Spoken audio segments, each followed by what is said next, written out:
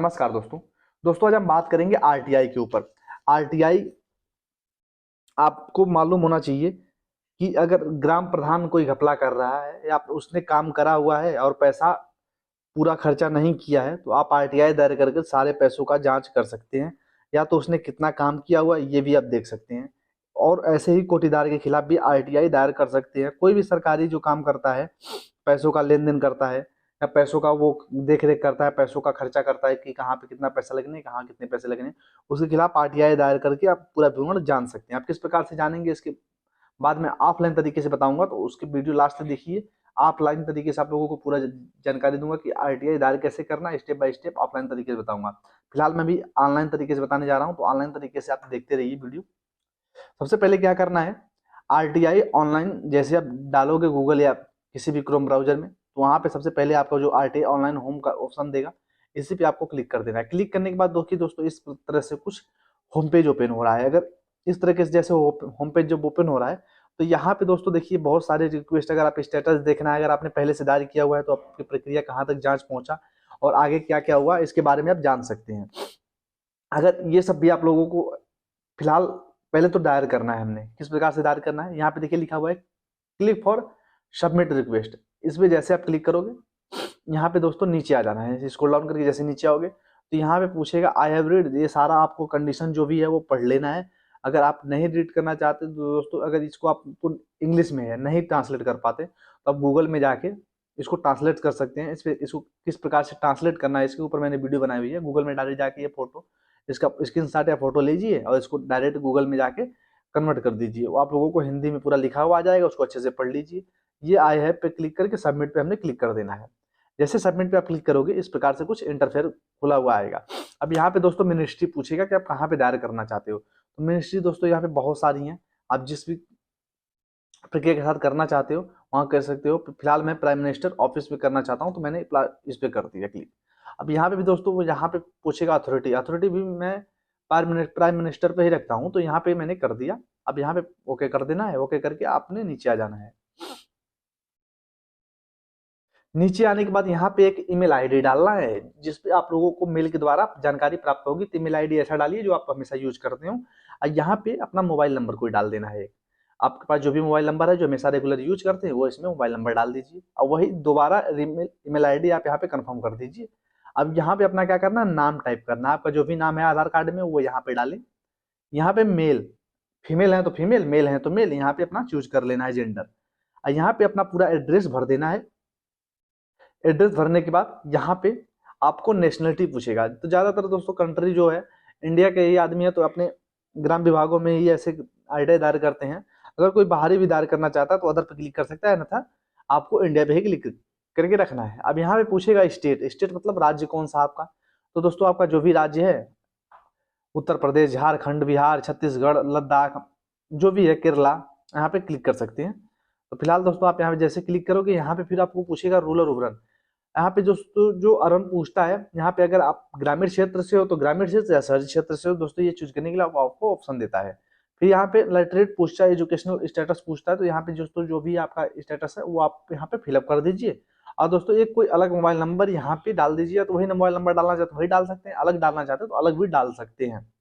अलग डालने के बाद फिर आपको स्क्रॉल डाउन करके नीचे आ जाना है। नीचे आएंगे यहाँ पे आपको पूछेगा सिटीजनशिप, आप सिटीजन रहने वाले कहाँ के हैं। अगर आप बाहर के हैं तो अदर पे क्लिक कर देना है, अगर आप इंडिया के हैं तो इंडिया के क्लिक कर देना है। अब यहाँ पे पूछेगा फॉर्म के बारे में, एप्लीकेशन ब्लूप्रिंट लाइन, अगर चाहिए तो यस कर देना, नहीं चाहिए तो नो कर दीजिए। तो ये फिलहाल मैं ऐसे रख दिया। यहाँ पे आप पूछेगा टेक्स्ट फॉर आईटीआई रिक्वेस्ट, आप किस प्रकार से आईटीआई, किस प्रकार से क्या चीज पूछना चाहते हैं। फिलहाल दोस्तों अगर हम 3 सवाल हमारा अगर ग्राम समाज के ऊपर होता है तो 3 सवाल हमारे जो है वो मुख्य हैं। इसके बाद भी आप इसमें और भी जो एडिट कर सकते हो। फिलहाल पहला सवाल है, हमारी ग्राम सभा में प्रधान द्वारा किए गए कार्यों का विवरण हमें चाहिए। हमारी ग्राम सभा में ग्राम सभा के विकास के लिए कितना पैसा आया और कहां कहां खर्च किया गया, इसका विवरण हमें चाहिए। दूसरा क्वेश्चन हो गया। तीसरा क्वेश्चन है, यदि कोई कार्य आपकी ग्राम सभा में किया गया है, जैसे खड़ंजा लगवाना, लाइट का कार्य करवाना, आवास का काम करना, आप उस समय भी सवाल पूछ सकते हैं। ये सारे सवाल आपके अधीन होते हैं, आप इसको इसमें दायर करके यहाँ पे जवाब मांग सकते हैं कि ये चीज क्या है, इसका हमें विस्तार पूर्वक जानकारी दीजिए। तो यहाँ पे वो फिलअप कर देना है। अगर आपके पास कोई ठोस सबूत है, साक्ष्य है जिसके ऊपर आप सवाल करना चाहते हैं, अगर मकान आधा बना हुआ है उसका फोटो आपने खींच लिया, यहाँ पे डॉक्यूमेंट्स की तरह से आप यहाँ पे अटैच कर सकते हैं कि मेरा मकान, अगर पैसा मेरा पूरा निकल गया तो पैसा क्यों ना मिला, और अगर पैसा रुका हुआ है तो हमें इसका विवरण दो। तो यहाँ पे दोस्तों आप वहां पे डाल के अटैच कर सकते हो। जैसे आप अटैच करोगे फिर यहाँ पे आपको ये कैप्चर कोड पूछेगा। कैप्चर कोड पूछने के बाद यहाँ पे कैप्चर कोड क्या करना है, आपने फिलअप कर देना है जो कैप्चर कोड है। सबमिट पे क्लिक करेंगे, वैसे आप लोगों को 10 रुपए का पेमेंट वो मांगेगा। आप फोन पे यूपीआई के माध्यम से जैसे भी उसको फिलअप करना चाहें 10 रुपए का पेमेंट कर दीजिए। पेमेंट करने के बाद दोस्तों आप डायरेक्ट सबमिट बटन में जैसे क्लिक करेंगे उसके बाद आप लोगों को एक रजिस्ट्रेशन नंबर मिलेगा। रजिस्ट्रेशन नंबर जैसे मैं पीछे में बताया आप लोगों को कि वहां पे जाके और रजिस्ट्रेशन नंबर डाल के अपना डायरेक्ट आरटीआई विवरण जो है पूरा लिस्ट देख सकते हैं कि कहाँ तक हमारी प्रक्रिया पहुंची, जांच कहाँ तक पहुंची, सरकार में कौन कौन लोग जांच के लिए आए थे और भी कहाँ तक उन लोगों ने रिपोर्ट लगाई है, क्या रिपोर्ट लगाई है, सब आप ऑनलाइन देख सकते हो। ये तो हो गया आपका ऑनलाइन तरीका।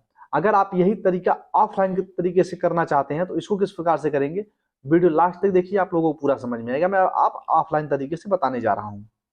आरटीआई भारत की संसद का सूचना अधिकार अधिनियम है जो निवासियों को सूचना अधिकार से संबंधित दिशा निर्देश और कार्यप्रणाली से निर्धारित करता है। इससे पिछली स्वतंत्रता सूचना अधिनियम 2002 को प्रस्थानित कर दिया गया था। प्रत्येक व्यक्ति को सरकार से जानकारी प्राप्त करने का अधिकार है। एक सामान्य नागरिक भ्रष्टाचार के खिलाफ लड़ने के लिए आरटीआई दर्ज करा सकता है, सार्वजनिक अधिकारियों की गतिविधियों पर नजर रख सकता है। अगर आप भी कुछ जानकारी प्राप्त करना चाहते हैं तो संकोच न करें, आप ऑनलाइन आरटीआई दर्ज कर सकते हैं, या तो ये तो मैं ऑफलाइन बता ही रहा हूं। पहला चरण जो है, आप जिस विभाग से जानकारी चाहते हैं उसे पहचाने। कुछ विषय पर राज्य सरकार या स्थानीय प्राधिकरण जैसे न्यायिक पालिका, प्रशासन, पंचायत के दायरे में आते हैं, जबकि अन्य केंद्र सरकार के द्वारा नियंत्रित किए जाते हैं। दूसरा स्टेप है श्वेत पत्र। श्वेत पत्र एक शीट पे हाथ से आवेदन लिखें, इसमें अंग्रेजी हिंदी क्षेत्र की अधिकृत भाषा में लिखें। आप सार्वजनिक सूचना अधिकारी से इसे लिखित रूप में लिखने के लिए भी कह सकते हैं। तीसरा स्टेप है, आवेदन को राज्य केंद्रीय लोक सूचना अधिकारी से को संबोधित करें, उस कार्यालय का नाम लिखें जिसमें आप जानकारी चाहते हैं। जिस भी कार्यालय, मैंने बताया था दोस्तों, आप लोगों को पीछे बताया था, जिस भी कार्यालय चाहते हैं उसके खिलाफ आप आरटीआई दायर कर सकते हैं। पूर्ण सही पता और विषय पंक्ति में आरटीआई अधिनियम 2005 के तहत स्पष्ट रूप से जानकारी मांग सकते हैं। चौथा चरण है विशिष्ट विस्तृत प्रश्नों में रूप अपने अनुरोध दर्ज करें और अपने अनुरोध में आने वाले दस्तावेज जैसे दस्तावेजों का अर्घ पूछे गए दस्तावेजों को प्राप्त करने के लिए आवेदक को भुगतान करने होगा 2 रुपए प्रति पेज। 10वां स्टेप, 10 रुपया याचिका दायर करने के लिए यह नगद मनी ऑर्डर, बैंक ड्राफ्ट या कोर्ट फीस स्टैम्प के रूप में किया जा सकता है। आवेदन पर मुहर लगाई जानी चाहिए कि गरीबी रेखा से नीचे बीपीएल के आवेदक को ही भुगतान करने की आवश्यकता नहीं है, लेकिन आवेदन के साथ बीपीएल प्रमाण पत्र एक प्रति संकलन करनी होगी। अपना पूरा नाम, पता, संपर्क विवरण, ईमेल आदि आवेदन स्पष्ट रूप से हस्ताक्षर करके तारीख, शहर का नाम डाल दीजिए। आवेदन के पास एक फोटोकॉपी ले लें और भविष्य में संदर्भ के लिए अपने पास रखें। 7वां स्टेप है, आवेदन डाक द्वारा भेजें, इससे संबंधित विभाग को व्यक्तिगत रूप से सौंप दें और प्रति प्राप्त करें ना भूलें। दोस्तों, जो उसकी प्रति होगी वो प्राप्त करना ना भूलें, वो प्राप्त आप लोगों को करना ही होगा, वो प्रति आप अपने पास रखना होगा। 8वां जो है, कानून यह कहता है कि जानकारी 30 दिनों के भीतर प्रदान की जाए। यदि ऐसा नहीं होता है तो आप अपील दायर कर सकते हैं। पहले अपील को विभाग और पते के नाम से अपीली प्राधिकरण को संशोधित किया जाना चाहिए। अपील की प्राप्ति की तारीख 30 दिनों में अपीली प्राधिकारी को वापस करने के लिए अनिवार्य है। यदि अपील प्राधिकारी जवाब देने में विफल रहा तो आप आगे अपील सूचना आयोग से सूचना आयुक्त राज्य केंद्रीय सूचना आयोग के पास होती है। अब अगर बात करें आरटीआई लिखने का तरीका, तो सबसे पहले आप लोगों को क्या करना है, कार्यालय का नाम लिखना है, मैंने अभी जैसे कहा था। उसके बाद सर या मैडम जो भी लगता है वो लिखना है। विषय आरटीआई अधिनियम 2005 के तहत सूचना क्या मांगना है ये लिखना है, या आरटीआई अधिनियम 2005 के तहत निम्नलिखित जानकारी प्रदान करने का अनुरोध करें। पहला है आवश्यक जानकारी का विवरण, दूसरा विषय के रूप में आवश्यक जानकारी का विवरण और विवरण जो विशिष्ट हो प्रश्न संख्या 1, प्रश्न संख्या 2, प्रश्न संख्या 3, इस प्रकार से आप लोगों को डालते रहना है। वह अवधि जिसके लिए सूचना मांगी गई है। दूसरा, यदि निकिरण किया जा रहा है तो स्पष्ट उल्लेख किया जाना चाहिए। यदि जीवन और स्वतंत्र दावा किया जा रहा है तो स्पष्ट निर्दिष्ट किया जाना चाहिए। अनुसूचित संशोधन के मामलों में भ्रष्टाचार, मानव अधिकार के उल्लंघन का एक विशिष्ट उल्लेख किया जाना चाहिए। अन्य प्रशंसक बिंदु, यदि सूचना किसी अन्य लोक प्राधिकरण से संबंधित उसके पास है तो आवेदन या उसके पास हिस्से को उपयुक्त माना जा सकता है। आरटीआई अधिनियम की धारा 6 के अनुसार अघोषित हस्ताक्षरी को अंतिम तहत उस अन्य लोक प्राधिकरण को हस्तांतरित किया जा सकता है। यह पीओ के लिए एक अनुस्मरण के रूप में कार्य करता है जिसमें अधिनियम के तहत करना आवश्यक है।